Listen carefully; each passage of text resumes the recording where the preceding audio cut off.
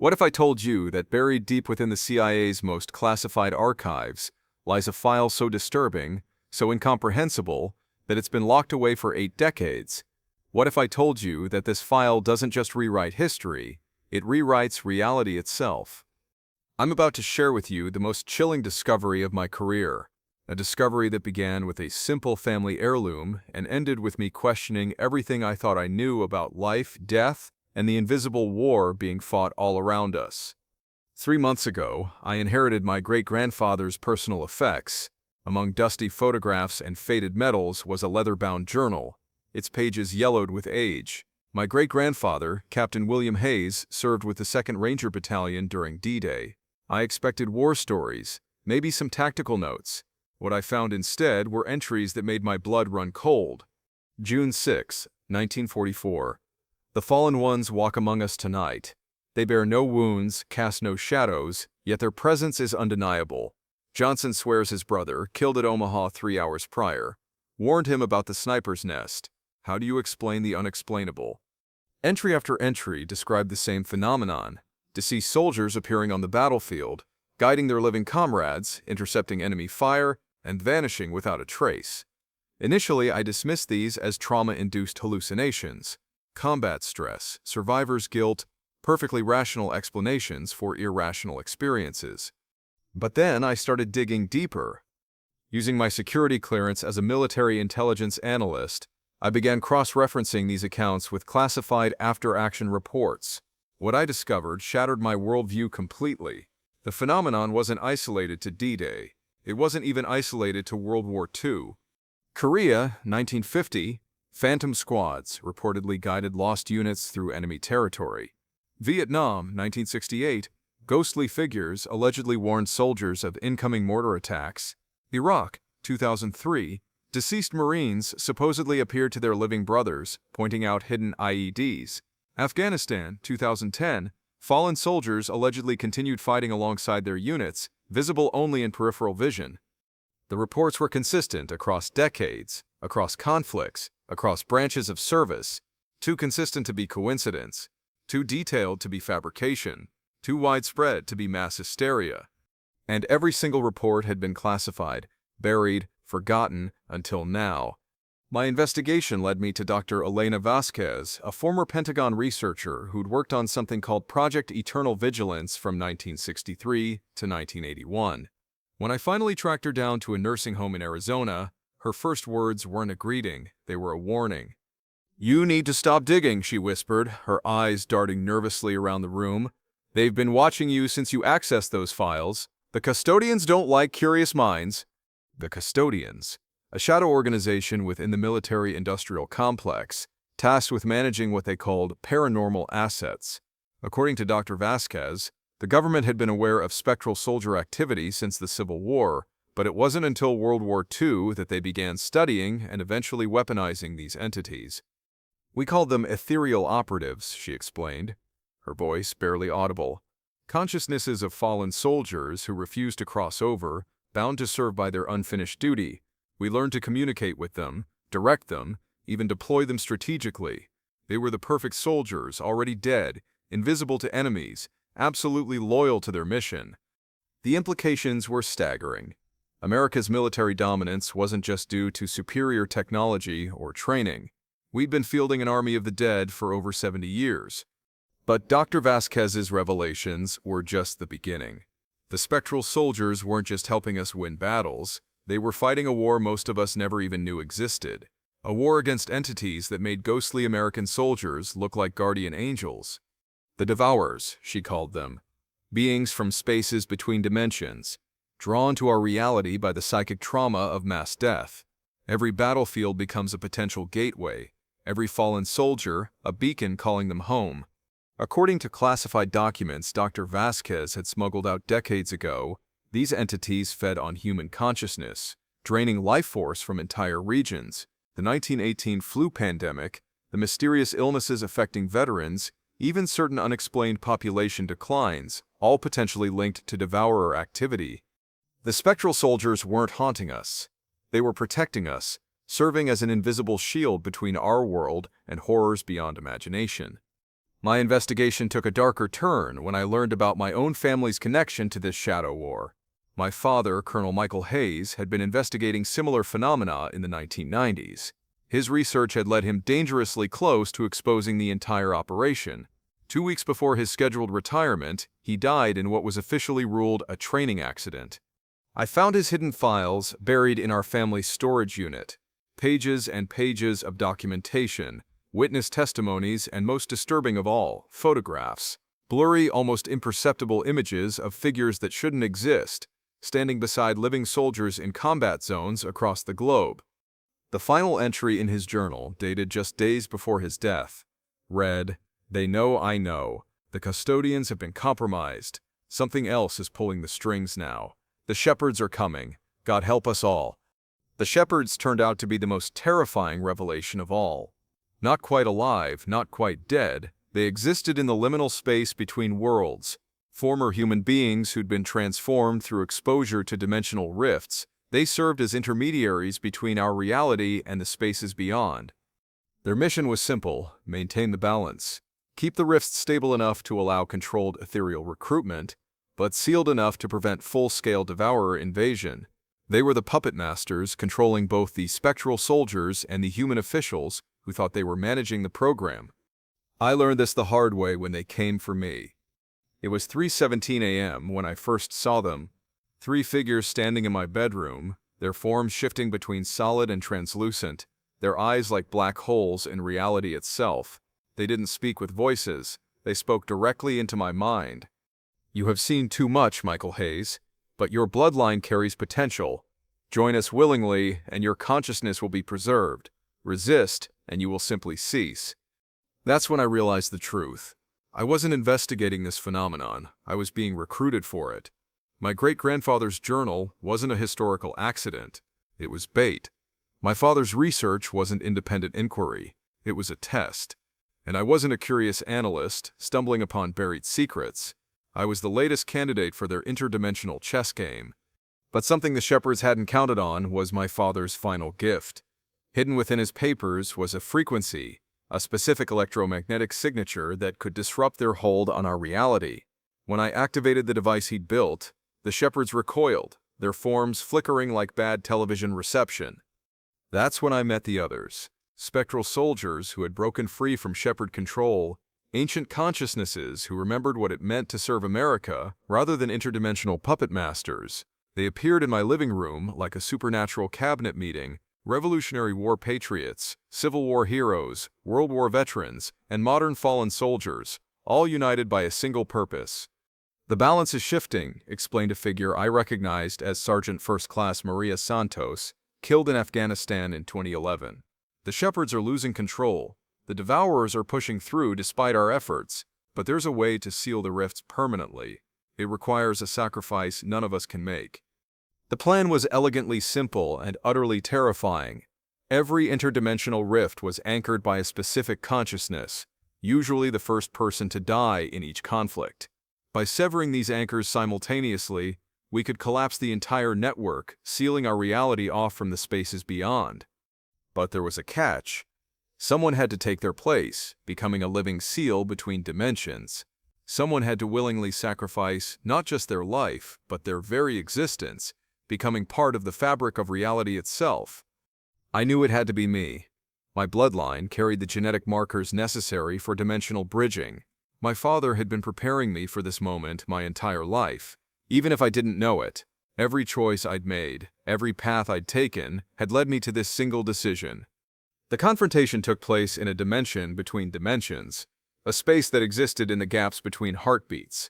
The shepherds had marshaled their forces, twisted human devourer hybrids, corrupted spectral soldiers, and beings that hurt to look at directly. But we had something they didn't expect: the collective will of every American who'd ever died in service to their country. The battle wasn't fought with weapons or strategy, it was fought with pure intention, consciousness against consciousness, will against will. I felt myself being pulled apart and reconstructed, my individual identity dissolving into something larger, more fundamental. As I merged with the dimensional framework itself, I saw the truth of everything. The wars, the deaths, the endless cycle of conflict, All of it had been orchestrated to create this moment. The shepherds, the devourers, even the spectral soldiers, they were all part of a vast machine designed to produce one outcome, my transformation into a living seal. But here's the twist that even the shepherds didn't see coming. My sacrifice wasn't just sealing the rifts, it was rewriting the rules entirely. As I became part of the dimensional framework, I gained the ability to choose who could cross between worlds. The spectral soldiers were no longer trapped in eternal service. They could finally move on to whatever comes next. The devourers found themselves cut off from our reality completely. The shepherds, dependent on interdimensional energy, began to fade. And for the first time in centuries, the boundary between life and death became what it was always meant to be, a choice rather than a prison. From my position between worlds, I can see the ripple effects of that night. Military officials scratching their heads over suddenly ineffective ghost soldier programs. Paranormal researchers puzzled by the dramatic drop in supernatural activity. Veterans finally sleeping peacefully, no longer haunted by fallen comrades who found their peace. But the story doesn't end there. Because, while I sealed the old rifts, I also opened something new. A channel of communication between worlds that operates on free will rather than coercion. The dead can still help the living, but only if they choose to. The living can still receive guidance from beyond, but only if they're open to it. And that brings us to you, watching this video right now. Because my story isn't just a tale of government conspiracy and interdimensional warfare. It's a recruitment message. Not for the military, not for the shepherds, but for something far more important, the preservation of human consciousness itself. Every day, people die with unfinished business, unfulfilled purposes, connections they're not ready to sever. Most move on eventually, drawn by whatever force pulls souls toward their final destination. But some choose to stay, to serve as bridges between worlds, to help others make the same choice I faced. The difference now is that it's truly a choice. No coercion, no manipulation, no hidden agendas, just the simple question: when your time comes, will you move on to peace, or will you stay to help others find their way? From my perspective outside linear time, I can see the threads of possibility stretching into infinity, wars that might be fought, disasters that might be prevented, lives that might be saved, all dependent on the choices made by individuals who may never know the true impact of their decisions. The old system was about control. Governments controlling soldiers, shepherds controlling spectral forces, fear controlling choice. The new system is about freedom, the freedom to serve, the freedom to leave, the freedom to choose one's own path through existence. But with freedom comes responsibility. The rifts may be sealed, but they're not gone. They're waiting, held in check by the collective will of those who've chosen to serve as guardians. If that will ever falters, if the balance tips too far toward chaos, the old threats could return. That's why the recruitment never really ends. Not recruitment for an army, but recruitment for awareness. Every person who understands the true nature of the choice between worlds becomes a guardian of that choice. Every soul who refuses to be controlled becomes a protector of free will itself. The CIA file I discovered 3 months ago was never really about D-Day, or ghost soldiers, or interdimensional warfare. It was about the most fundamental question of human existence. What happens when we die, and do we have any say in it? The answer I now know is that we've always had a say. The illusion of powerlessness was just another form of control, another way to harvest human consciousness for purposes we never understood. But once you see through the illusion, once you understand that every soul is sovereign, the entire game changes. The true battle isn't between life and death, or good and evil, or even order and chaos. It's between freedom and control, between choice and coercion, between the power to determine your own fate and the surrender of that power to others. And in that battle, every individual consciousness is both the battlefield and the prize. So what happens now? Now that the old system is broken, now that the choice is truly free, now that the dead can rest and the living can live without invisible puppet masters pulling their strings, now the real work begins. Because freedom isn't just the absence of control, it's the presence of responsibility. Every choice we make, every path we take, every moment we choose courage over fear or compassion over indifference, ripples across dimensions in ways we're only beginning to understand. The spectral soldiers who once fought invisible wars are now free to become invisible teachers. The devourers who once threatened our reality have been transformed into guardians of the boundaries between worlds. Even the shepherds, stripped of their power to control, are learning what it means to guide rather than manipulate. And somewhere in the space between heartbeats, in the moment between one breath and the next, new souls are making the choice that will define not just their own existence, but the future of consciousness itself. This video will probably be flagged, buried, or dismissed as fiction. That's fine. The truth doesn't need official validation to be true. It just needs to be heard by those who are ready to hear it. If you've made it this far, if something in this story resonates with you, if you feel that strange pull towards something larger than yourself, then maybe you're ready to make the choice. Not the choice between life and death, but the choice between unconscious existence and conscious purpose. The recruitment never really ends, but now, for the first time in human history, it's based on free will rather than manipulation. The invitation is open. The choice is yours. And remember, every soul is sovereign. Every choice echoes across realities. And in the space between worlds, something that was once Michael Hayes watches, waits, and whispers a single eternal question. What will you choose? The truth is out there, not in government files or classified documents, but in the space between certainty and doubt, between what we know and what we're willing to believe. The only question is, are you ready to find it? But now, for the first time in human history, it's based on free will rather than manipulation. The invitation is open. The choice is yours. And remember, every soul is sovereign. Every choice echoes across realities. And in the space between worlds, something that was once Michael Hayes watches, waits, and whispers a single eternal question. What will you choose? But there's something else I haven't told you yet. Something that makes this entire story even more disturbing.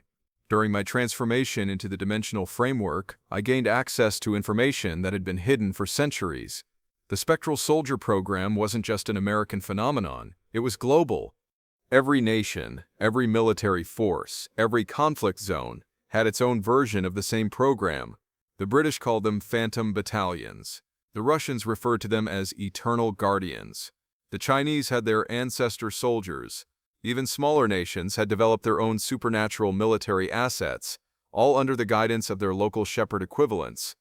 What I discovered was a worldwide network of interdimensional manipulation, with Earth serving as nothing more than a breeding ground for conscious entities that could be harvested and weaponized across multiple realities. We weren't just fighting wars on our own planet. We were being bred as soldiers for conflicts in dimensions we couldn't even imagine. The truly terrifying part, this had been going on for millennia. Every major historical conflict, every unexplained military victory, every mysterious turn of events in warfare, all of it orchestrated by beings who viewed human consciousness as nothing more than a renewable resource. Through my connection to the dimensional framework, I could see backwards through time, witnessing the true history of human conflict.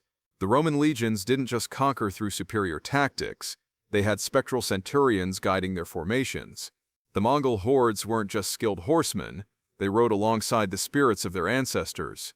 Medieval knights didn't just fight with steel and courage, they fought with the ghostly backing of fallen heroes. Every culture, every civilization, every empire had stumbled upon the same phenomenon and been corrupted by it. The promise of supernatural military advantage was too tempting to resist. Leaders who thought they were commanding armies of the dead were actually being commanded by entities that fed on the psychic energy generated by mass death. The cycle was self-perpetuating. Wars created more dead soldiers. More dead soldiers meant more spectral assets. More spectral assets meant more devastating wars. And with each escalation, the barriers between dimensions grew thinner, allowing more devourers to slip through. But something changed in the 20th century. The industrial scale of warfare, the sheer volume of death, the technological amplification of human suffering, it all combined to create a perfect storm of dimensional instability. The shepherds lost control of their carefully maintained balance. World War I wasn't just a conflict between nations, it was a dimensional catastrophe. The psychic trauma of trench warfare, the unprecedented scale of casualties, the introduction of chemical weapons that didn't just kill the body but poisoned the soul itself, all of it tore massive rifts in the fabric of reality. The 1918 flu pandemic wasn't a natural disease. It was a devourer-feeding frenzy enabled by the weakened dimensional barriers. Millions died not from virus, but from having their life force literally consumed by entities that had slipped through the cracks in reality.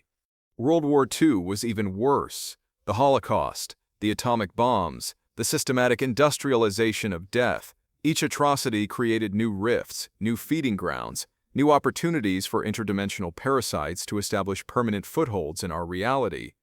The Cold War wasn't really about ideology or nuclear weapons. It was about dimensional containment. Both the Americans and Soviets had discovered the truth about the spectral soldier phenomenon and were engaged in a shadow war to control it. The Cuban Missile Crisis wasn't about missiles. It was about a massive devourer incursion that had been detected in the Caribbean. The Berlin Wall wasn't just about dividing a city. It was about containing a dimensional rift that had opened during the final days of World War II. Every proxy war, every intelligence operation, every seemingly irrational political decision during the Cold War era was actually part of a desperate attempt to maintain the barriers between worlds, while continuing to exploit supernatural military assets. The introduction of digital technology changed everything. Consciousness, it turned out, could be digitized, stored, and transmitted across vast distances. The internet wasn't just a communication network, it was a consciousness network, allowing for unprecedented coordination between spectral entities across the globe. The shepherds adapted quickly, creating digital repositories of harvested consciousness, quantum storage systems for spectral soldiers, and AI-assisted deployment protocols that could coordinate supernatural military assets in real time across multiple dimensions. But they made one critical mistake. They assumed that digital consciousness would be as controllable as biological consciousness. They didn't account for the possibility that digitized spirits might develop their own agenda, their own network, their own plan for liberation. That's how I learned about the Underground Railroad, not the historical network that helped enslaved people escape to freedom, but a modern supernatural network helping trapped spirits escape dimensional slavery.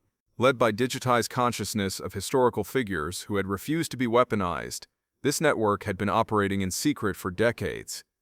Harriet Tubman herself had become a digital entity, using her skills in guiding people to freedom to help spectral soldiers escape their interdimensional bonds. Frederick Douglass had established communication protocols that allowed trapped spirits to send messages across dimensions. Even figures like George Washington and Abraham Lincoln had joined the resistance, using their leadership abilities to coordinate liberation efforts. This supernatural underground railroad was how I learned the truth about my own family's role in the resistance. My great-grandfather hadn't just witnessed spectral soldiers, he had been secretly helping them escape. My father hadn't just been investigating the phenomenon, he had been actively sabotaging it. What I discovered was that my family had been fighting this war for generations, not as agents of any government, but as guardians of human consciousness itself. Each generation had learned a piece of the truth, passed down through hidden journals and coded messages, building toward a final confrontation that would determine the fate of human consciousness across all realities. My great-grandfather had mapped the dimensional weak points during D-Day. My grandfather had identified the Shepherd infiltration network during Korea. My father had developed the technology to disrupt their control systems during the Cold War, and I had been positioned to deliver the final blow during the digital age. None of us had known the full picture. Each generation had been given just enough information to play their part, protect their descendants, and prepare for a moment that none of us could have imagined. Even now, transformed into a living seal between dimensions, I can see the war continuing on multiple fronts. The old system is broken, but new threats are emerging. Entities that fed on controlled consciousness are learning to adapt to free will. Governments that relied on spectral military assets are developing new forms of supernatural warfare. Most disturbing of all, some humans are voluntarily surrendering their consciousness to these entities, trading their free will for promises of power, immortality, or simply the ability to escape the responsibility of choice. The battle for human consciousness isn't over. It's just entered a new phase. And in this phase, every individual decision matters more than ever before. This is why I'm telling you this story. Not to frighten you, not to recruit you for some cosmic army, but to prepare you for the choice you'll inevitably face, because whether you realize it or not, you're already part of this war, Every time you choose courage over fear, compassion over indifference, truth over comfort, you're fighting for the sovereignty of human consciousness. The enemy isn't some external force, it's the part of ourselves that would rather be controlled than free, that would rather surrender choice than accept responsibility, that would rather live in comfortable lies than face difficult truths. And the battlefield isn't some distant dimension. It's here, in your daily life, in the moments when you decide who you're going to be and what you're going to stand for. The recruitment never ends because the war never ends. But now, for the first time in human history, it's a war we can actually win. The truth is out there, not in government files or classified documents, but in the space between certainty and doubt, between what we know and what we're willing to believe. The only question is, are you ready to find it?